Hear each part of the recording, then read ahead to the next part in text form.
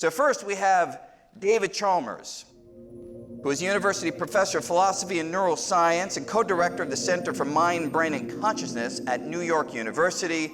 His most recent book, Reality Plus Virtual Worlds and the Problems of Philosophy, was named one of 2022's best books of the year by the Washington Post. Thanks, David, man. great to see you.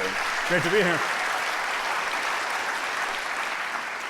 And we also have Anil Seth, who is a professor of cognitive and computational neuroscience and director of the Center for Consciousness Science at the University of Sussex.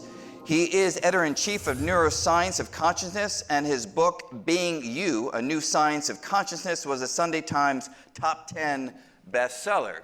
Congratulations and great to see you. Thanks, Brian. Great to see you.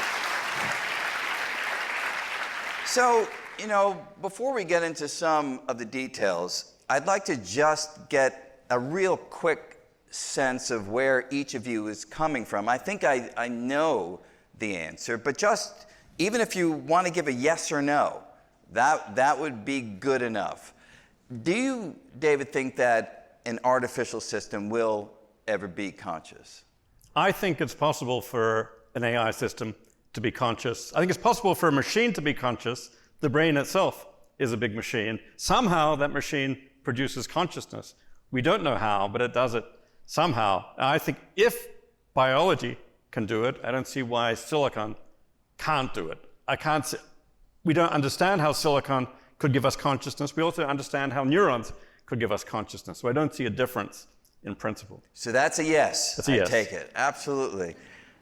Anil, how about you? I'm going to give the annoying "it depends" answer. It depends on what we mean by AI. So I think for the kinds of AI that we have at the moment, I think it's very, very unlikely. I think it can't be ruled out, but I think that we overestimate the possibility because we conflate consciousness with intelligence, and we have still this pervasive idea that computation of some sort is the basis of consciousness. Yeah.